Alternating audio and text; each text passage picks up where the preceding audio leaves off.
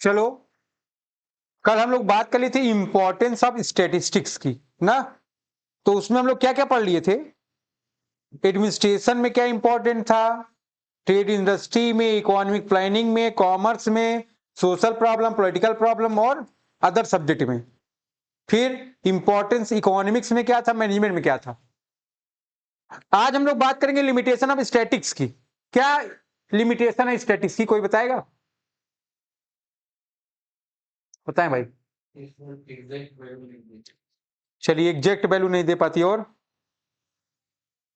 चलो, theoretical data को, theoretical data की बात नहीं करता ये क्वालिटेटिव डेटा को इग्नोर करता है। केवल किसकी स्टडी करता है? क्वांटिटी की स्टडी करता है। ठीक है। और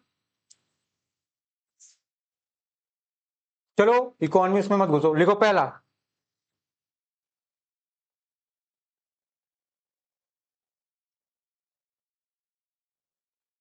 it studies only the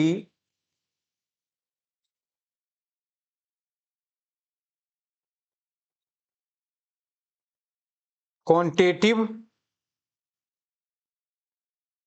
facts, does not study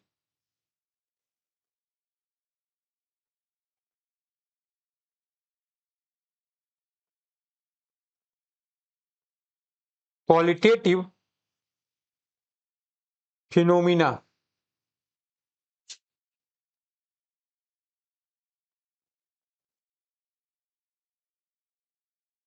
ठीक है ना? ये क्या कर रहा है? कह रहा है कि जो स्टैटिक्स है किसकी स्टडी कर रहा है?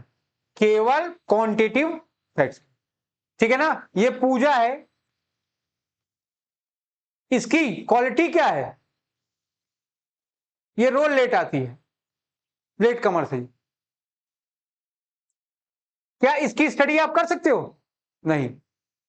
इसको एक झापड़ मारे देर आई तो ये रो रही है, दुखी हो गई, कितनी दुखी है पता चल पा रहा है क्या? नहीं। ठीक है, तो यही बात ये कह रहा है, ये क्या करते, क्वांटिटी की बात कर, कितने बच्चे हैं, इनकी इनकम कितनी है, इनकी एक्सपेंस कितने हैं साल भर के, इनकी फीस कितनी है, ये सारी बात आप यहां पर कर सकते हो। लेकिन अगर जब आप बात करोगे क्वालिटी की, तो क्वालिटी को ये क्या कर देता है, यहां से इग्नोर कर देता है। ठीक है ना? ऐसे इसीलिए स्टैटिस्टिक्स को क्या बोला गया है? Science of the data. ठीक है, mathematics, mathematical science, social science की संज्ञा दी गई। ठीक है, लेकिन यहां कहीं पर भी क्वालिटी की बात नहीं एक्सप्रेस की गई। ठीक है, फिर दूसरे में आओगे, लिखोगे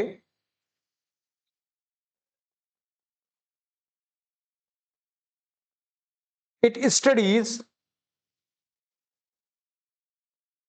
ऑफ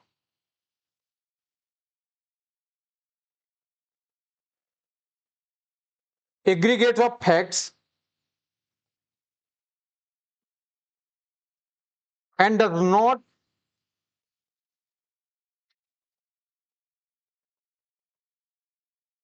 इंडिविजुअल्स।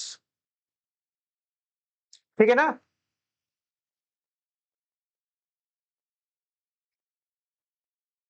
ये जेठालाल है अपने,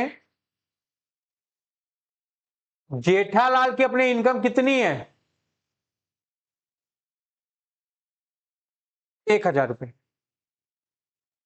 ठीक है, अगर आप ध्यान दो यहां पर, ये क्या है आपका? इंडिविजुअल डेटा है। क्या करोगे इसको, तुम खाओगे पियोगे? कुछ कर सकते हैं आप इसका? कुछ नहीं, जब तक कि क्या ना हो आपके पास।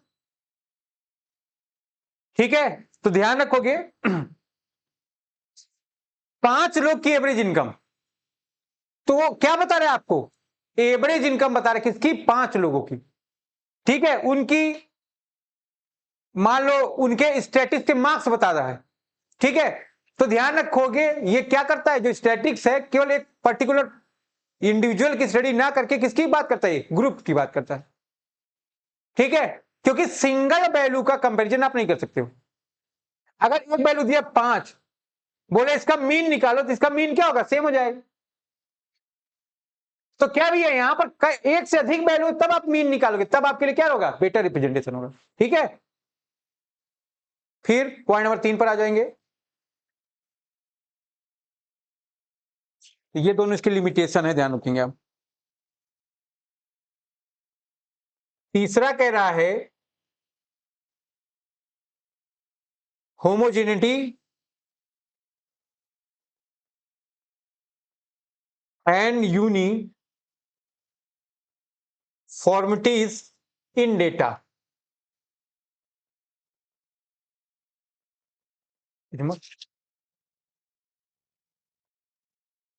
ध्यान रखना, होमोजेनिटी या यूनिफॉर्मिटी ये दोनों क्या भैया, मस्ट।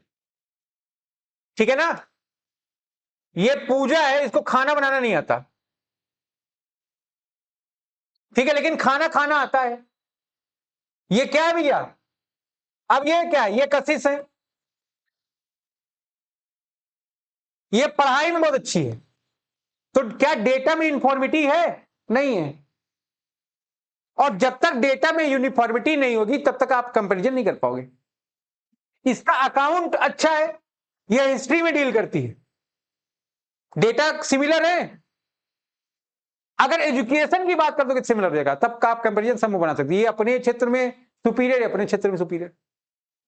लेकिन जब ऐसे हम लोग बात कर रहे थे, एक की क्वांटिटी की, एक कोई क्वालिटी की बात कर रहे थे, तो वहां पर ये चीजें संभव, इसीलिए बोला गया कि दोनों में क्या होना चाहिए, होमोजिनिटी, समानता, एक रूपता बहुत जरूरी। समानता एक रूपता नहीं है तो ठीक है। अब इधर एक साइड तुम लोग को पढ़ा, एक साइड क्या करें, बुड्ढों बैठा दे, तुमको अच्छा लगेगा, उनको अच्छा नहीं लगेगा। कुछ लोग फेल हो गए तो उनको तुम्हारे साथ बैठाएगा कि उस क्लास में बैठ के हमको अच्छा नहीं लग रहा है पढ़ने में, तो तुम्हारे कर्म अच्छे, कर्म प्रदान होना चाहिए ना, अच्छा कर्म करो, फेल ही ना हो। ठीक है, आ जाओ आगे, चौथा में बात करेंगे हम लोग।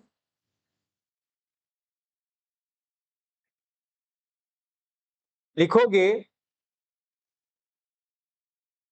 Statistical law are true only on an average. Statistical जो डेटा होता है या लॉ होता है, ध्यान रखोगे, ये 99.73% तक एक्यूरेसी की बात करता है, इसके आगे एक्यूरेसी इसकी नहीं होती। ठीक है ना, स्टैटिकल डेटा का जो मेन फीचर है वो क्या, एस्टिमेशन है। यहां पर ध्यान किस पे रखना हमको, एस्टिमेशन पर, बाकी चीजें क्या है इसके लिए बेकार। तो कहने वाला जो एक्यूरेसी मानी 100% होनी चाहिए, 100% एक्यूरेसी रिप्रेजेंट नहीं करता है। ठीक है, ये क्या है, ऑन एन एवरेज चीजों को सही बता सकता है, कितने परसेंट, लगभग 99.73%, बट ये आपका पूरा 100% टोटली सही नहीं डील करेगा। ठीक है, फिर आगे बढ़ेंगे हम लोग। 100% एक्यूरेसी की बात का कौन करेगा, आपका साइंस ही कर देगा। ठीक है, फिर लिखेंगे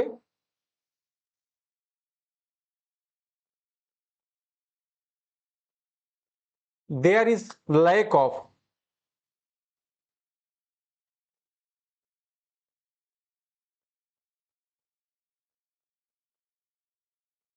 complete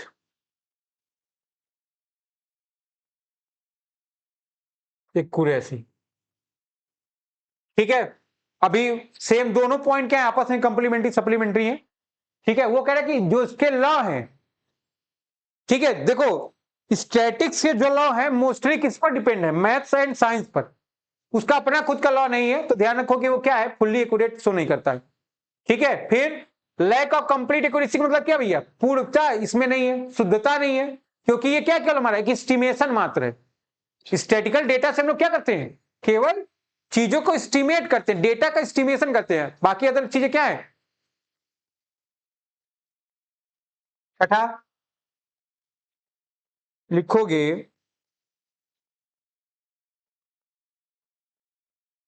proper use of statics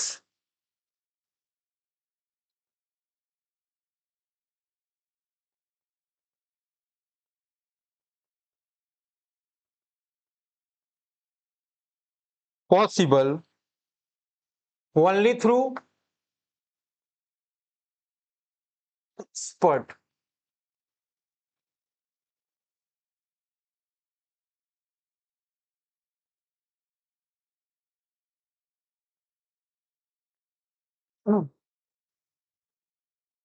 देखो, नाचना हुआ आंगन टेढ़ा, अब सामने वाले को नाचना नहीं आता, उसको क्या कह रहे हैं, भाई तुम्हारा आंगन टेढ़ा है, भसड़ पड़ रहे हैं, हम गिर पड़ रहे हैं, ठीक है ना। तो वही बात यहां पर, अगर आपको यूज ही नहीं, आप उसके एक्सपर्ट है ही नहीं, तो आप कैसे उस मेथड या टेक्निक को या उसके थ्रू डेटा को आप एनालाइज करोगे, ठीक है ना। उसके लिए क्या करना पड़ेगा आपको, एक्सपर्ट बनना पड़ेगा। किसका एक्सपर्ट बनना पड़ेगा, स्टेटिस्टिक्स का। अगर देखो, अगर हमको मैथ का नॉलेज नहीं तो मैं मैथ नहीं पढ़ा सकता, मैथ में डील नहीं कर सकता। इकोनॉमिक्स का नॉलेज नहीं है, इकोनॉमिक्स में मैं बिल्कुल डील नहीं कर पाऊंगा। हमको जिस चीज का आइडिया होगा उसी को मैं टेकल कर पाऊंगा। तो उसी तरह यहां पर एक्चुअल में स्टैटिक्स में कोई लिमिटेशन नहीं है, उसको यूटिलाइज करने वाले लोगों के अंदर लिमिटेशन है। बात समझ में आ रही है आपके। तो यहीं पर ध्यान रखना है, एक्सपर्ट बनेंगे तभी आप यूटिलाइज कर पाएंगे, एक्सपर्ट नहीं रहेंगे तो यूटिलाइजेशन नहीं कर पाएंगे आप, ठीक है।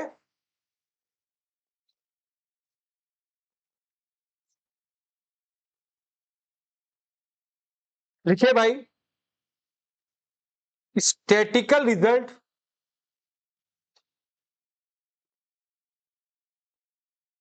में बी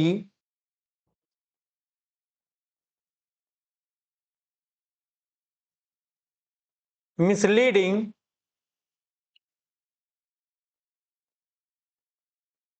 if quoted without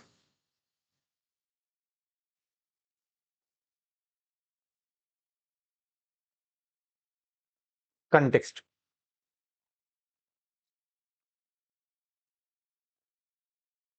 ठीक है ना। क्या कह रहा है, स्टैटिकल रिजल्ट क्या हो सकता है, मिसलीड हो सकता है। क्यों, क्यों मिसलीड हो सकता है बताइए।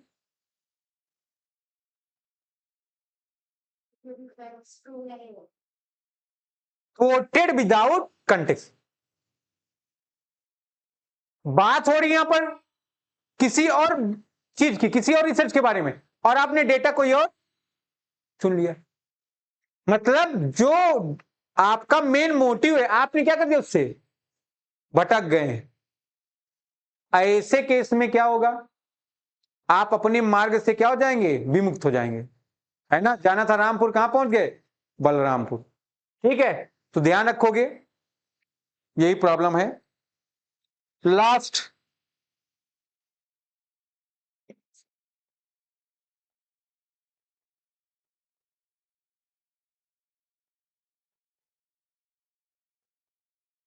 लिखिए, स्टैटिकल मेथड इज नॉट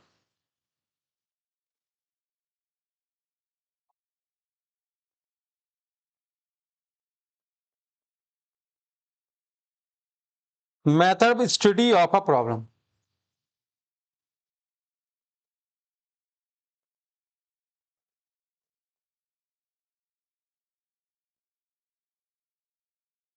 ये क्या है,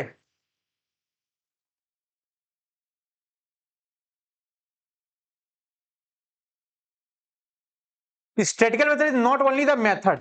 ये केवल मेथड नहीं है कि आप प्रॉब्लम को स्टडी करो, आप प्रॉब्लम की सॉल्यूशन क्या है उसके बारे में भी बताने का प्रयास यहां से कर सकते।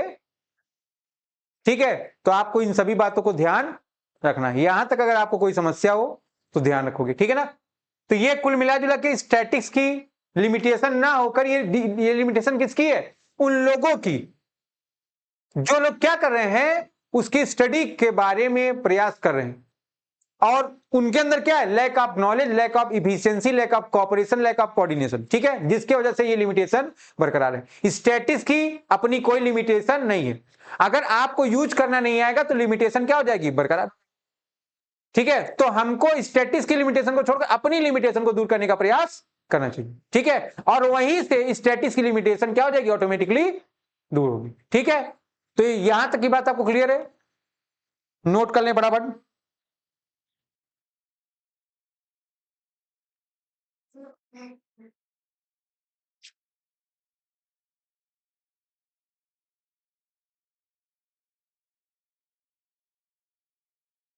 60 नहीं है।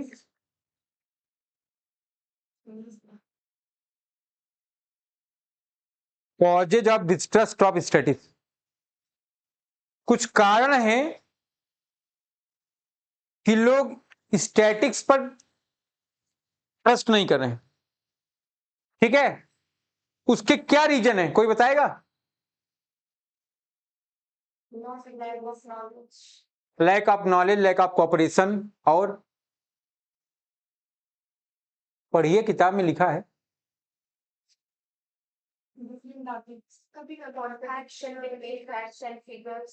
ठीक है, एक्चुअल प्रॉब्लम क्या है उसको अपना आइडेंटिफाई ना कर पा रहे हो, ये भी एक।